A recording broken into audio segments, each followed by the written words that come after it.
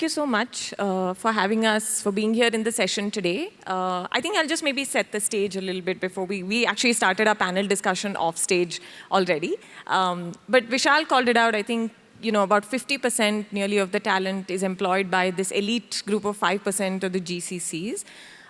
We did a little bit of digging in terms of what the data was telling us, and we also realized that 9 out of 10 of these GCCs are actually already in the late stages of maturity. So clearly there is something to learn in terms of the DNA of these organizations and the leaders who drive them, and that is precisely what the panel seeks to do today. I'm going to start with Chitra. We'll get right into it. We've talked about scale. I know there was a lot of discussion between us while we were having coffee earlier in terms of should scale even be one of the factors. In your opinion, where do you think it could actually be a disservice to the organization, and where does it actually lead to a payoff? I'll start with you, and then we'll go around the panelists. Am I audible? Yeah. So for me, scale is certainly about impact, and that's it's the ability to make a difference for the company. It's the ability to influence roadmaps. It's the ability to enable market access. India is no longer a place of just technical talent. It's also a huge market. If I take Schneider, for example, it's the 3rd largest market for Schneider from a business perspective. And I think the scale enables that kind of market access. It's also the ability to lead on the technology frontier, because tech talent has always been our strength for several years. And we may not see that yet from GCCs, but if you see even what we do with space, with our enhancing startup ecosystem, from a region and capabilities, it's absolutely there. The ability to do a lot of tech leadership.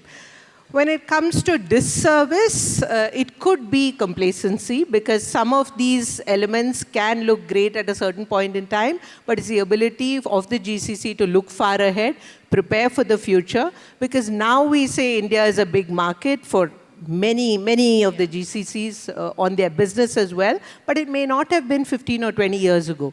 But the investments that would have been made 10 or 15 years ago is what will help now. Yeah. Similarly, we talk a lot about AI. But if we start thinking about scaling now, it's already too late. The GCCs that would have thought about it at least 5 years ago would be the ones that are able to leverage this. So the disservice would really be if you get too complacent with what's keeping you busy now, the cash cows of today, but not the trends of the future.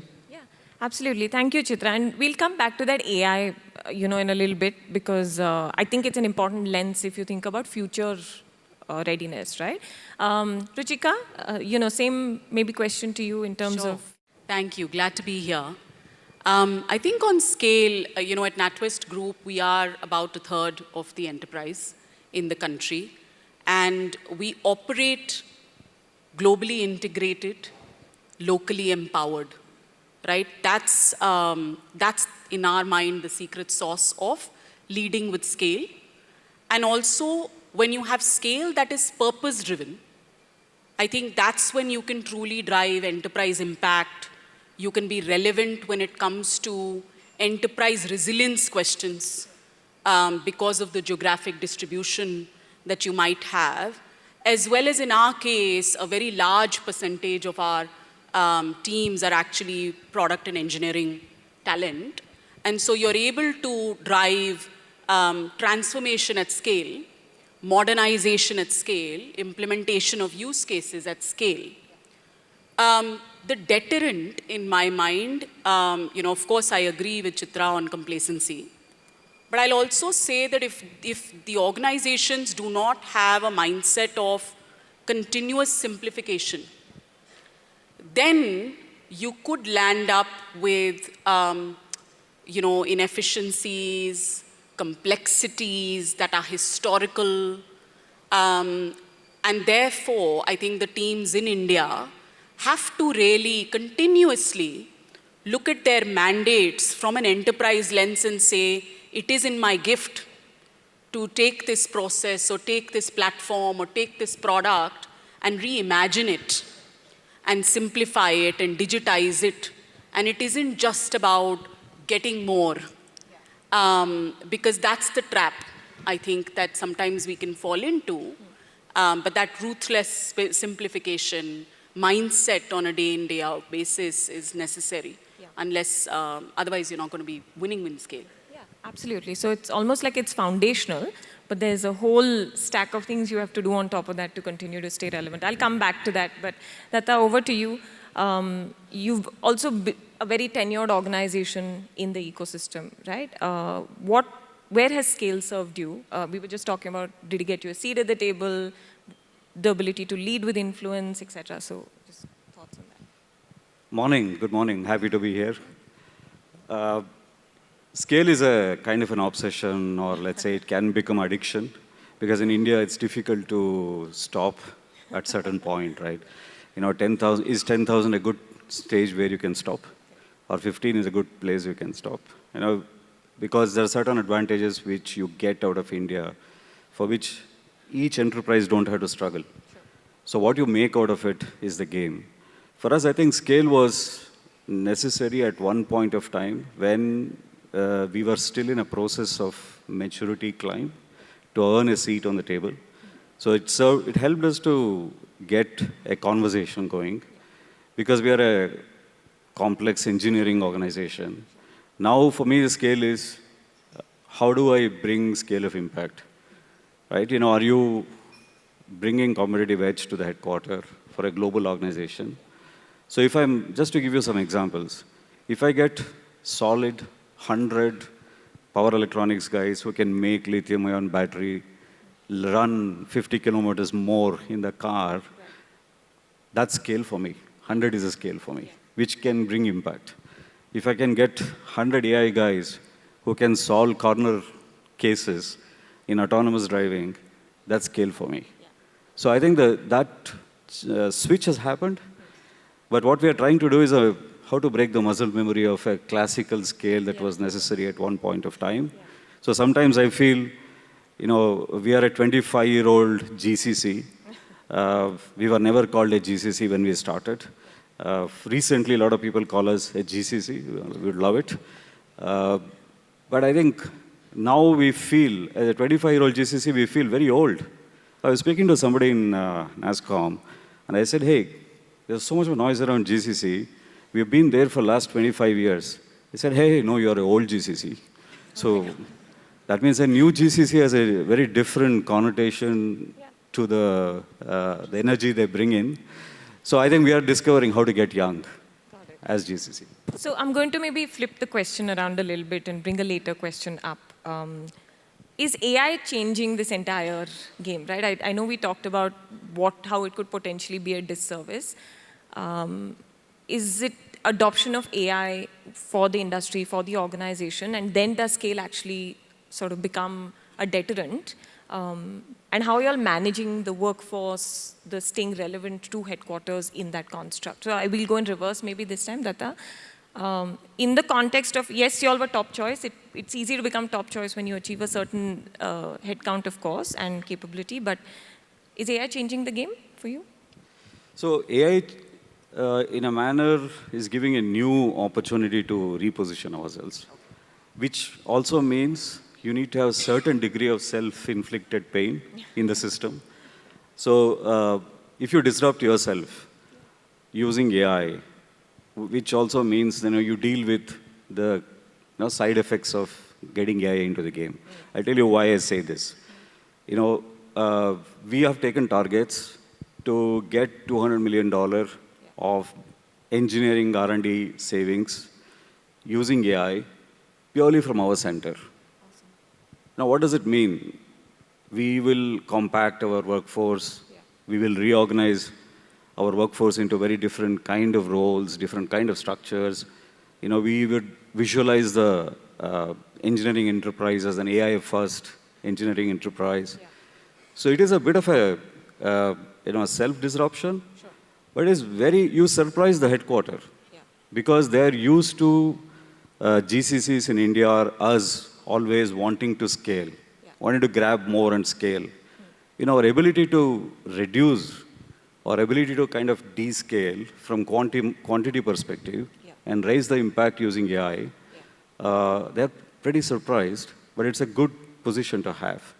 So it's also, so this alters our position as someone who wants to increase the quantity and the ownership of several topics to ability to disrupt yourself and lead the AI revolution from this part of the world for the global organization. So it's a new position that we are trying to get in. Got it. Yeah, and love the idea that you're still staying agile as you are a scaled organization, right? So I know you're rethinking the workforce. One is agility, other is ability to break your own habits. Yeah. You know, the muscle memory is very strong in the enterprise. Yeah. So how do you disrupt muscle memory and get used to the new normal of working more with less? Yeah. That's a new habit that we have to get used to. Is that almost like a playbook to how you stay relevant? You're constantly disrupting yourself if you have to stay relevant to the larger organization, etc. So the one playbook I would say is, so there's a tendency to be a service provider. Yeah. When you pick a template out of a classical tech center running out of India, but if you can break the template, and if you aim to impact the top line of the enterprise, directly or indirectly, you have a new role to play in the company. Because bottom line is sometimes can be a thankless act. Because most powerful people in the global organization would not see the bottom line impact. So if you're ready to impact top line directly or indirectly through the centers here, then that's a very different kind of play that you bring in. Perhaps the other one which we did not do for a long time is not looking at India as an opportunity. Sure. The whole world talks about India as a market. Now, if you are a tech center in India, what do you do for India?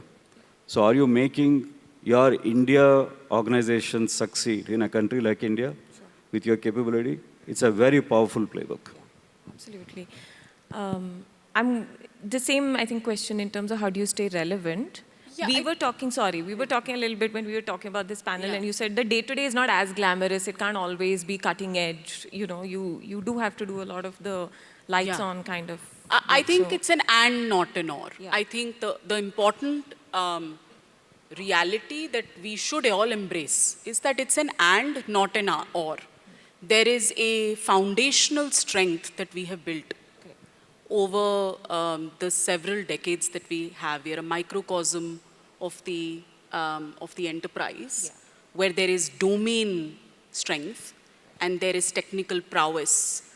And we have to build on that versus start to say, oh, that's not cool enough, right? Because it isn't about cool, it is about value.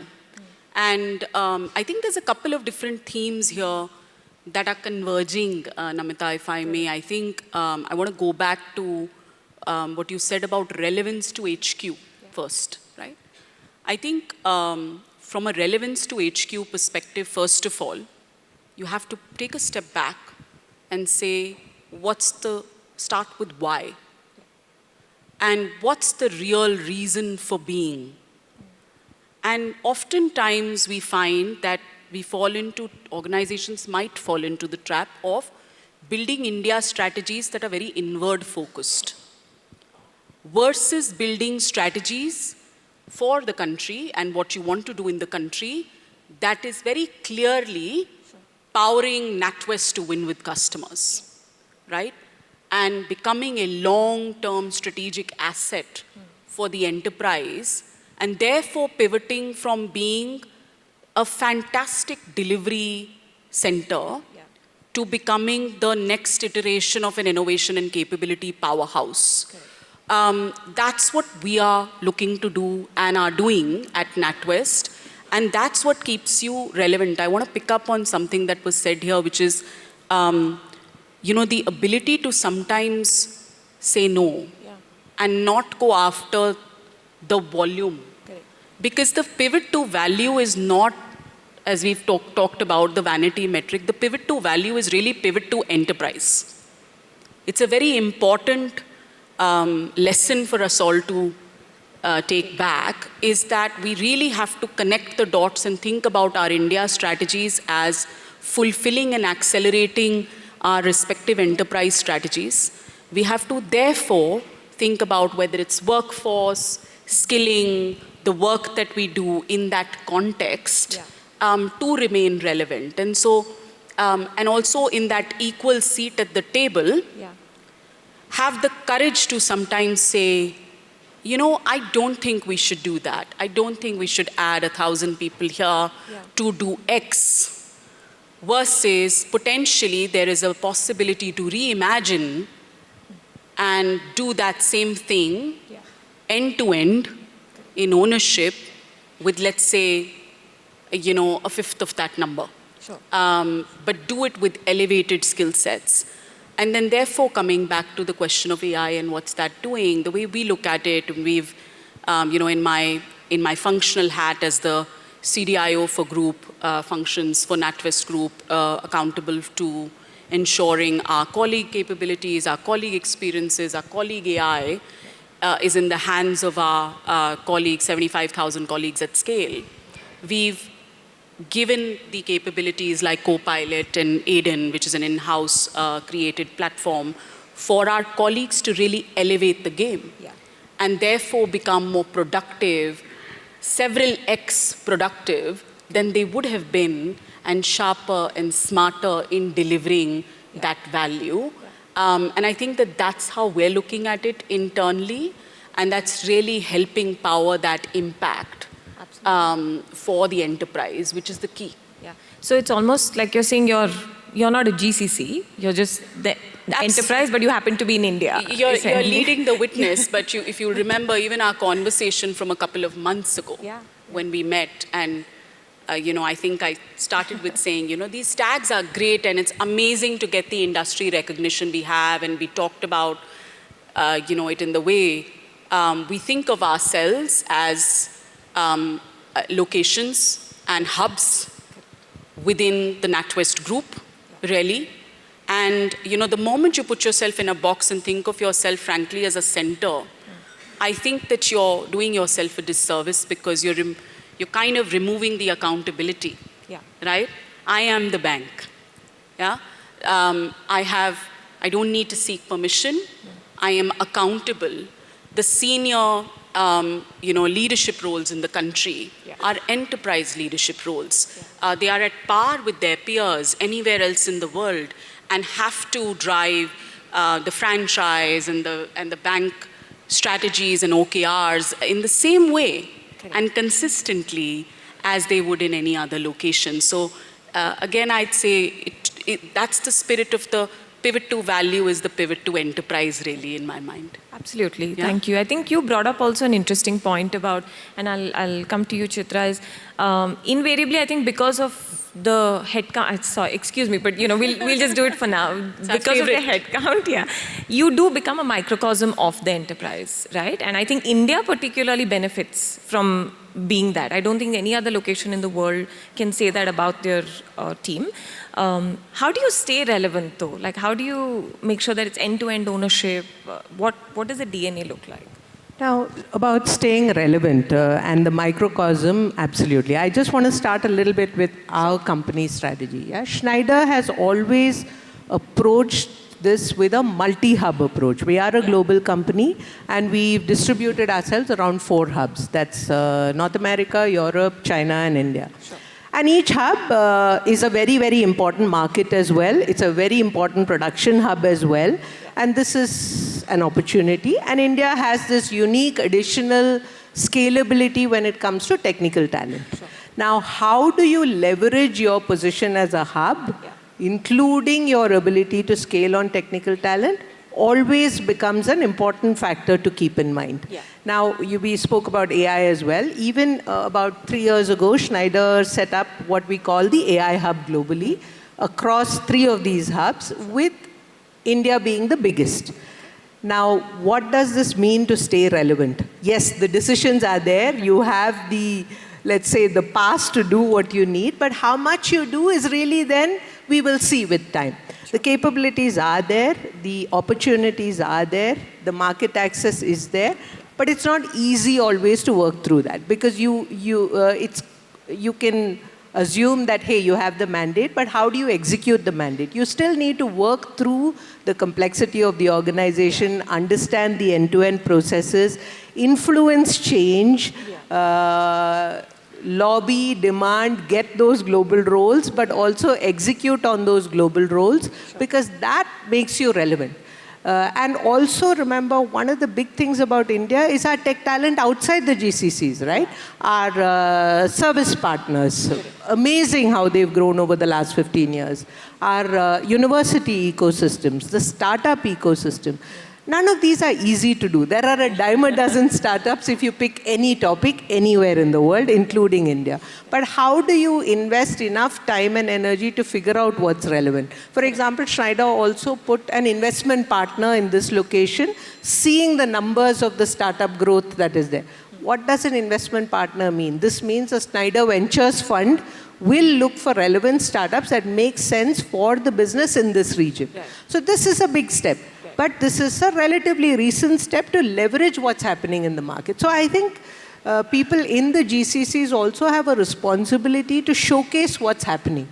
Make sure those decisions can be influenced and that information is there. Because the startup ecosystem growth led to the investment partner being here, and we have done a couple of acquisitions as well of startup companies. The big ones are, of course, always a strategic central thing, but so there's a lot to do, and I think we have to constantly disrupt ourselves. I think Datta and... Can I chime into that, if that's okay? I just wanted to add that one of the things that I found over the last 8-9 months, we've been having a lot of conversation around within the organization, is changing the posture of how we show up in the organization. And what we've done is establish principles of how we scale and how we grow in the country, including, and I'll mention a few, right, that I think are very important because they're principles now to adhere to for the next iteration of growth, is we will operate in a way that we are, it is about business strategy and driving business OKRs and not operational scale. We will operate with a P&L and a product mindset and not like a cost center or a support function. We will build talent at scale that is relevant and is a pipeline to enterprise talent and is not just an inward focused thing. Like I said, I mentioned globally integrated, locally empowered, and so in that tune, we've built a set of principles that we want to stay very true to, because while, yes, there will be areas where we will partner and enable, we have become very intentional about ensuring that we are establishing leadership and deep capability and expertise in specific areas that we scale in the country to make sure that we are not diluting the outcomes that the country and the leadership and the talent in the country can drive, right? So case in point, similar, we've just hired our head of innovation and partnerships here in the country, right? It's a marquee role. The individual who runs all our wealth digital channel development happens to live in the country. The individual who runs all our commercial and institutional onboarding journeys for the bank happens to live in the country. The individual who's responsible for all our physical channels and ATMs around the globe happens to live in the country. The CDIO for the group functions for the bank happens to live in the country. And the reason I pick up these examples is because it is, these are examples where these individuals are driving enterprise leadership and therefore have decision rights. And are not just oversight or sort of enablement roles. And we've needed to become very intentional about that. Yeah, absolutely. So you actually set it up really well for my next question. Datta, I think there's a specific kind of leadership, and I think all of you alluded to it. You need to disrupt yourselves probably every few years, months now, maybe even, to continue to stay relevant. What traits do leaders need to showcase, right? Because in the audience, we have a lot of GCCs that are aspiring to the same level, not scale, but the same level of headcount intensity and work that is being done from here, as well as maturity, right? Is the DNA of a leader of a GCC like yours fundamentally different from the rest of the ecosystem? I wouldn't, before I compare it with the ecosystem, Yeah.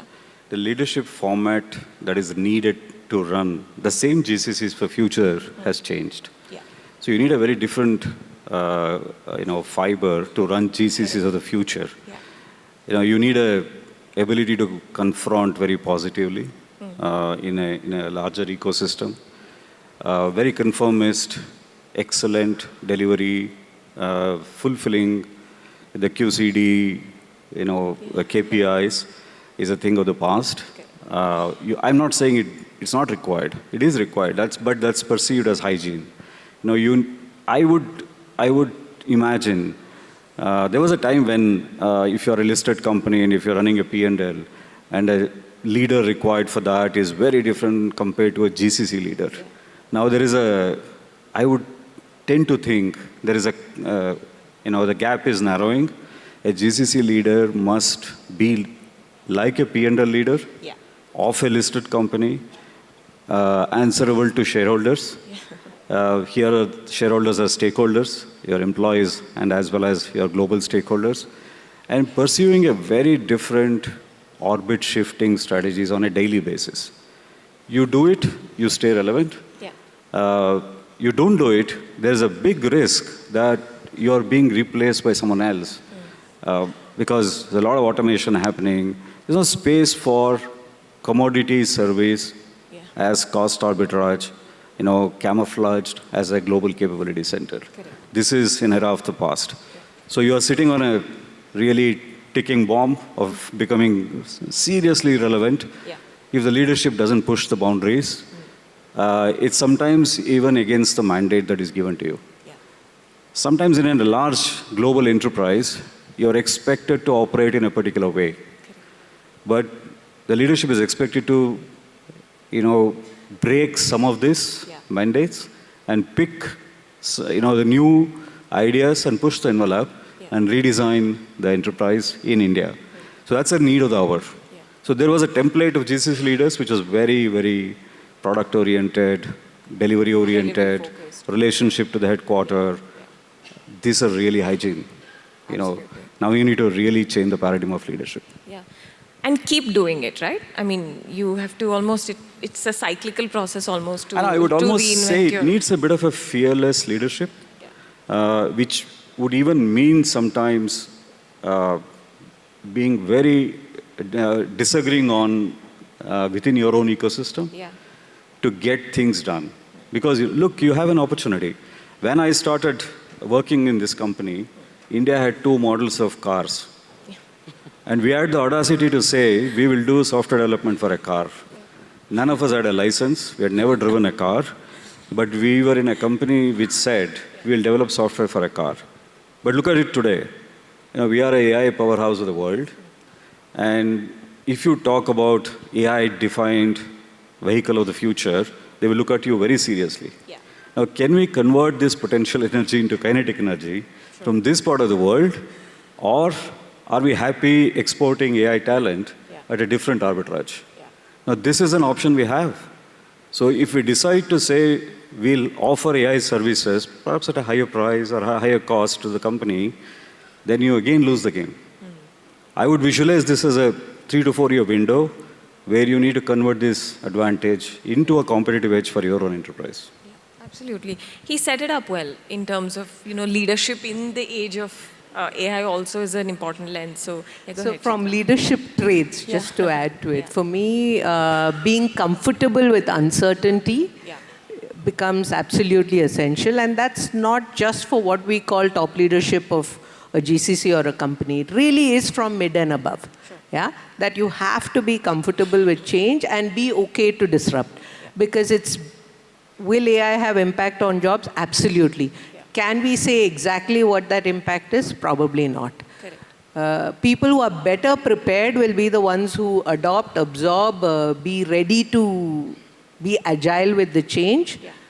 But otherwise, yes, there will be disruption. How it looks like, we may not be able to predict it. Sure. Absolutely. Yeah. Staying on the leadership skills for the future, I'd say, of course, some aspects of what has already been said. I think enterprise thinking, I will continue to harp on that. Enterprise influence, just courageous leadership, a lot of what is said over here. I will add to that systems thinking. Because I think you are no longer do we have the luxury of saying, I only understand my part. I only understand my process. I only understand the stack of the platform I lead, or this data and this AI. You have to have a deeper understanding of the systems and how they work together and be an orchestrator of change rather than stand on the sidelines and make it happen. And in that, I'll also bring up the mastery of craft and building that expertise that is necessary to be leading in the way that the world needs in this moment. It's the analogy that comes to my mind is that if you're trying to get from a really good, restaurant to be Michelin star. Yeah. And you're trying to, do that at scale every day and dish out Michelin star grade dishes from the kitchen, you're going to need leaders who are not standing outside the kitchen and telling the sous chefs what to do. You are going to need chefs that are going to have the courage to roll up their sleeves and stand in front of the heat in the kitchen, chop, cook, do everything, but also then teach and train the next generation of the chefs to do that at scale. So I hope that analogy, it's helps, but it's how do you build that excellence without rolling up your sleeves and being in the details and being in the systems and doing it. And I think we have a risk of that sometimes in the country where we tend to think about leadership at scale and oversight and the title and all of that, but it's really about, can I mobilize change? And your ability to mobilize change is about enterprise thinking and systems thinking, and you bring that together to drive it. Awesome. Thank you. That's a great summary in terms of the points that have come up. We're out of time, but I did have one final question, right? The audience consists, and actually the larger ecosystem consists of GCCs that are trying to get into the bracket that you all are, not from a head count, but from a maturity perspective. What's the one thing you would say not to do in terms of if you were talking about reinventing the wheel? And again, I'll start with you. Ask permission less. Learn to say sorry if required. Yeah, awesome. I'd say first, don't try to copy the template. Build your own template. Start with why. Start with why. What's the reason for being? And then also don't fall in the trap of saying yes to everything, because it's very attractive when you're really starting out to say, all right, just give me anything and I'll just, I'll do an excellent job of it. But have the confidence and the courage to say, we'll start small, but this is what we will own and drive and establish leadership with and depth in. Yeah. And that's what will breed success after success, in my mind. Absolutely. Datta, key lessons. Invest on specialized skills. There are a lot of specialized skills available in the country. Easy to hire as volume engineering, but hire specialized skills. We were very good at, serving to spec. Now we need to spec as a country, right? So how do we build capability to spec, not just serve to spec? Awesome. Thank you. We're out of time. I do have a lot. I feel like I could continue this discussion all day. But thank you so much. Extremely insightful. I'm sure the audience has had a lot of takeaways in terms of building the DNA of their respective orgs. Can we open up to audience questions? One? Okay. One audience question. One most intelligent question. Hello. Hi, this is Amit here. So I'm from Coupa, works in procurement domain. So I have one very question that's often been ignored when it comes to AI. Because now when AI is making decisions and some of them are having broader impact, because it's still in a maturing phase, something goes sideways, where does the accountability lies? Who is responsible for it? because it's I know the machine. answer you're going to give, but yeah, I think I know the answer they're going to give you, but yeah. No, I mean, there is a standard template answer. I want a specific answer as for that, right? So what you're saying is if the Tesla car which came to India, though it's now you're not allowed to take your hands off and eyes off, it goes and hits somebody who is responsible. No, not that one. That's the easy one because we are not about to take the hands away. Let's say there is a AI which takes some financial decision, okay, and maybe that impact severely to the economy and maybe potential job losses or maybe life losses, and that decision was wrong. That because that system was completely trained on some data and no system is perfect. And if we are giving complete control to that, though it saves a lot of cost, but what are the repercussions and who is accountable for If you that? built it, you're accountable. For me, that's pretty simple. Absolutely. So if we are building it, we are accountable, but then a make and buy decision. So whichever company builds it, will they be accountable for it? I am 100% sure some things will go wrong. Yeah. To assume that nothing will go wrong is being overtly optimistic. It's how you deal with it, how prepared are you, how do you assess the risk, and when something goes wrong, how you deal with it. So for me, it's... How you act and behave and how you show up in that moment makes all the difference, my friend. And I agree 100% with ownership. Comes accountability, and not to quote Marvel movies, right? No. Yeah? Actually, Great maybe power comes great responsibility. I can give you an example from a mobility world. Yes, please. See, there are a lot of safety critical features which can be AI-led.